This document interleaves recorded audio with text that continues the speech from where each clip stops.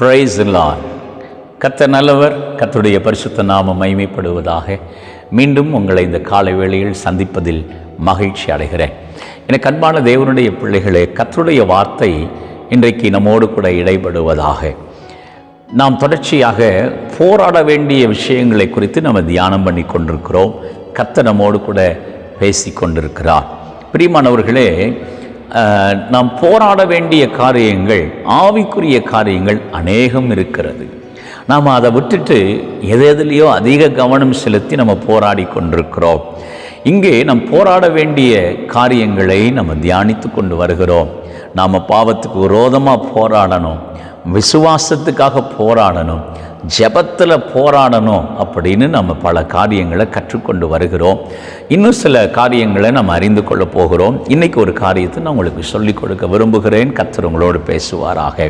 பிரியமானவர்களே, எபேசியருக்கு எழுதப்பட்ட நிருபம் 6ஆம் அதிகாரத்தில் 11-12 வசனங்களை நீங்கள் வாசித்து பார்க்கும் பொழுது, நீங்கள் பிசாசின் தந்திரங்களோடு எதிர்த்து நிற்க திராணி உள்ளவர்களாகும்படி தேவனுடைய சர்வாயுத வர்க்கத்தையும் தரித்து கொள்ளுங்கள்.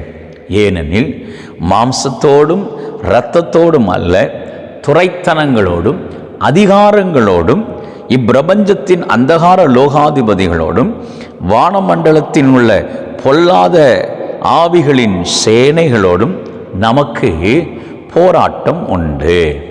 நமக்கு ஒரு போராட்டம் உண்டு. நம்ம போராட வேண்டிய அடுத்த ஒரு காரியம் என்ன? அழகா தேவனுடைய வார்த்தை சொல்லுகிறது, நாம் பிசாசோடு கூட போராடணும். நம்ம போராட வேண்டியது யாரு கூட? வேதம் அழகா சொல்லுது, பிசாசோடு கூட போராடுங்கள் என்று. பிசாசுக்கும் நமக்கும் ஒரு போராட்டம் இருக்கிறது. நீங்கள் நல்லா கவனிங்க. நாம் என்னைக்கு ரட்சிக்கப்பட்டு தேவனுடைய பிள்ளையாக மாறினோமோ, என்னைக்கு பரிசுத்த சேனையில் நாம் இணைக்கப்பட்டோமோ, அன்னைக்கே பிசாசு நமக்கு எதிராளியாக மாறுறான். என்னைக்கு இயேசுவை ஏற்றுக்கொண்டோமோ அன்னைக்கே நமக்கு விரோதமாக பிசாசு செயல்பட தொடங்குவான்.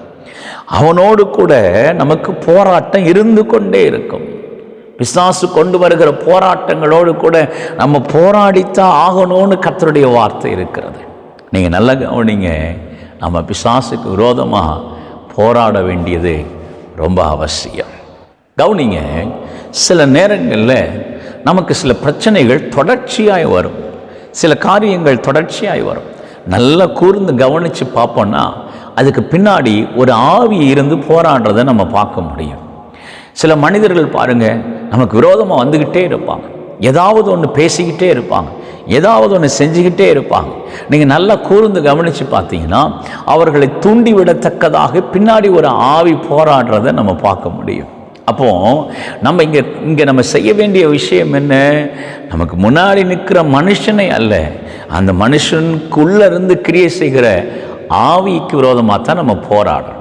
சில நேரங்களில் சிலருடைய மனைவிமார்கள் கணவருக்காக ஜெபிப்பாங்க, கணவர் மனைவிக்காக ஜெபிப்பாங்க, அவங்க வாழ்க்கை இன்னும் ரட்சிக்கப்படலையேன்னு போராடி ஜெபிப்பாங்க. சில நேரங்களில் கணவன் குடிவரியில் கட்டப்பட்டிருப்பார், அவரும் விரும்புவார், அதை விடணும்னு சொல்லி விரும்புவார், ஆனால் அவரால் விட முடியாது. அப்போ சொல்லுவாங்க, கணவர் வேணும் குடிக்கார். ஆனால் அதுக்கு பின்னாடி ஒரு ஆவி ஒளிந்து கொண்டு இருக்கும். நாம் அதை அடையாளம் கண்டு என்னைக்கு அந்த ஆவி அழிக்கப்படுகிறதற்காக நம்ம போராடுகிறோமோ அன்றைக்கு ஒரு பெரிய மாற்றத்தை நம்மளால் பார்க்க முடியும். நம்ம குடும்பத்துக்கு விரோதமாக சில காரியங்கள் நடந்துக்கிட்டே இருக்கும். அதை நம்ம கண்டுபிடிக்கணும். இதுக்கு பின்னாடி ஒரு ஆவி இருந்து வேலை செய்து, இதுக்கு பின்னாடி பிசாசு இருந்து வேலை செய்கிறான் கண்டுபிடிக்கணும். ஒரு பட்டணம் அல்லது ஒரு கிராமம் இருக்கிறதுன்னு சொன்னால் அந்த கிராமத்தினுடைய சூழ்நிலைகள்லாம் வித்தியாசமாக இருக்கும். ஏன் அப்படி இருக்குது அப்படின்னு கேட்டால் அந்த எல்லைக்குள்ளே இருந்த சில பிசாசுகள் போராடி கொண்டிருக்கும். நாம் அதெல்லாம் கண்டுபிடிக்க வேண்டியது அவசியம். அதை கண்டுபிடிச்சு நம்ம போராடி ஜெபிக்க வேண்டியது அவசியம். போராடி ஆண்டுடைய சமூகத்தில் ஒரு ஜெயத்தை பார்க்க வேண்டியது அவசியம். இந்த போராட்டம் யாருக்கு விரோதமாக? பிசாசுக்கு விரோதமாக. நீங்கள் யோசிச்சு பாருங்களேன். நாம் சில நேரங்களில் சிலரை பார்த்தீங்கன்னா, நீங்கள் பிசாசுக்கு விரோதமாக ஜெபம் பண்ணும்போதே பயப்படுவாங்க. பிசாசுக்கு நம்ம பயப்படணுங்கிற அவசியம் இல்லை. வேதம் தெளிவாக சொல்லுது, நீங்கள் எதிர்த்து நில்லுங்கள், அவன் ஓடி போவான்னு வசனம் இருக்கு. நம்ம எதிர்த்து நின்றாலே ஓடி போவான். சர்வாயுத வர்க்கத்தை தரித்து கொண்டு யுத்தம் பண்ணுனா நம்மளால ஜெயிக்க முடியும்னு வசனம் இருக்கு. பிசாசை பார்த்து விசுவாசத்தோடு போன்னு வசனம் இருக்கு. அவன் மேல அதிகாரத்தையும் ஆளுகையும் தேவன் தம்முடைய பிள்ளைகளுக்கு கொடுத்து வச்சிருக்கிறார். ஆனால் அவனுடைய கிரியைகள் அழிக்கப்படுறதுக்காக போராட வேண்டிய ஒரு பொறுப்பை நமக்கு கொடுத்துருக்கிறார்ல. ஆனால் நம்ம என்ன செய்வோம்னா, பல நேரம் யுத்த ஜபம் அப்படின்னு சொன்னால் பலர் விரும்ப மாட்டாங்க. சில நேரத்தில் நீங்கள் யோசிச்சு பாருங்கள், ஏன் இந்த இரவு ஜபங்கள்லாம் நின்று போனது?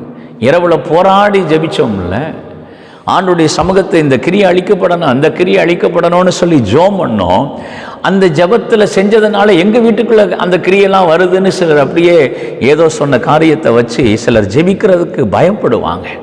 பிசாசு பிடிச்சவங்களுக்காக ஜெபிக்கிறதுக்கு பயப்படுவாங்க. நம்ம எங்கே ஜோம் பண்ணால் அது நம்ம வீட்டுக்குள்ளே வந்துடுமோன்ட்டு. நாம் சரியாக இருந்தால் அது எப்படி நம்மளை தொட முடியும்? அப்போ நம்ம இதெல்லாம் கூர்ந்து கவனித்து நாம் பிசாசுக்கு விரோதமாக போராடுகிற இருதயம் உள்ளவங்களாம் மாறணும். பிசாசுக்கு விரோதமாக செயல்படுகிற இருதயம் என வேதம் தெளிவாக சொல்லி கொடுக்கிறது. பிசாசுக்கும் உங்களுக்கும் ஒரு போராட்டம் உண்டு, ஒரு போராட்டம் உண்டு. அந்த போராட்டத்தில் நாம் ஜெயம் கொள்ளணும். அது அழகாக வார்த்தை இருக்கிறது, பிசாசின் தந்திரங்களோடு கூட. ஒரு கூட்டத்தில் ஒரு தேவ மனிதன் கலந்து கொள்ளலான்னு சொல்லி போனாராம். சொல்லி போனால் அந்த கூட்டத்தினுடைய என்ட்ரன்ஸில் அந்த கிரவுண்டில் ஓரத்தில் சில மரங்கள் நடப்பட்டிருக்கிறது. அந்த மரத்தில் பிசாசு சாஞ்சி அப்படியே ஹாயாக படுத்திருந்தான். அந்த தேவ மனிதனுடைய கண்கள் திறக்கப்பட்டது. அந்த தேவ மனிதனுடைய கண்கள் திறக்கப்பட்டு அந்த பிசாசை பார்த்த உடனே ஆச்சரியப்பட்டு, இங்கே கூட்டம் நடக்குது, இது பிசாசுக்கு பிடிக்காது. ரெண்டாவது, இங்கே ஆராதனை நடக்குது, ஜெபம் நடக்குது, இதை கண்டு பிசாசு நடுங்கி ஓடிடுவான்ல. இந்த இடத்துக்குள்ள அவனால் எப்படி உட்கார முடிஞ்சிருக்குன்னு கேட்டப்போ அவன் சொன்னான்னா, இது ஒரு வேடிக்கையான ஒரு சம்பவம் தான். மேலே நின்று பாட்டு நடத்துகிற ஆளும் ஏன் ஆளு, கீழே நின்று பாடுறவங்களும் ஏன் ஆளு அப்படின்னு சொன்னாங்க. அப்படின்னா இது என்ன அர்த்தம்? இந்த ஜனங்க அல்லது நாம் புரிஞ்சிக்க வேண்டிய ஒரு விஷயம் என்னென்னா, நாம் பிசாசுக்கு எதிரான ஒரு சேனையில் இருக்கிறோங்கிறத மறந்து பிசாசுடைய தந்திரத்துக்கு இடம் கொடுத்துட்டோன்னு அர்த்தம். நம்ம பாடுறோம், ஆராதிக்கிறோம், ஜெபிக்கிறோம், எல்லாம் சரிதான். ஆனால் நம்ம லைஃபு எந்த அளவுக்கு நாம் தேவனுக்குள்ளே கட்டப்பட்டு பிசாசுக்கு விரோதமாய் போராடுறோங்கிறத கவனிக்கணும். பிசாசுக்கு விரோதமான ஒரு போராட்டம் நமக்கு இருக்குல்ல, அந்த போராட்டத்தில் ஜெயிக்கிறதுக்காக நம்ம போராடணும். பிசாசுக்கு விரோதமாய் போராடுங்கள். அந்த ஒரு அனுபவம் நமக்கு அவசியம். நம்ம சில நேரம் நம்ம கண்ணுக்கு முன்னாடி நம்ம வீட்டுக்கு வாசலில் ஏதாவது ஒரு எலுமிச்சம்பழம், ஏதாவது கொஞ்சம் செவப்பாக ஏதாவது ஒரு பவுட்ரு கிடந்துட்டா போதும், உடனே அவ்வளவுதான் நாம் பயந்து நடுங்கி என் வீட்டுக்கு விரோதமாக யாரோ ஏதோ செஞ்சிட்டாங்கன்னு எவ்வளவு பயப்படுறோம் பாருங்கள். ஆனால் ஆண்டவர் சொல்கிறார், இல்லை, நீ போராடு, உனக்கு ஒரு போராட்டம் இருக்குது, நீ போராடு. நீ எதிர்த்து நின்னாவே பிசாசு ஓடி போவான். நம்ம பிசாசை பார்த்து பயந்து அல்ல, அவனுக்கு விரோதமாக யுத்தம் பண்ணுறவங்களாக இருக்கணும்னு வேதம் நமக்கு கற்றுக் கொடுக்கிறது. பிசாசுக்கு விரோதமாய் போராடுங்கள். இன்றைக்கி யோசித்து பாருங்களேன், அவனுக்கு விரோதமாக போராடுற இருதயம் நமக்கு இருக்கா? அவனுடைய தந்திரங்களுக்கு எதிர்த்து நிற்கிற இருதயம் நமக்கு இருக்குதா? அப்படி எதிர்த்து நிற்கிற இருதயம் நமக்கு வேணும். நம்ம ஜெபிப்போமா?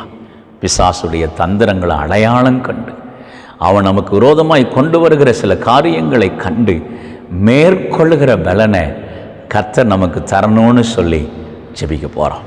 ஜெபம் பண்ணுவோமா? நாம் சேர்ந்து ஜெபிப்போம்.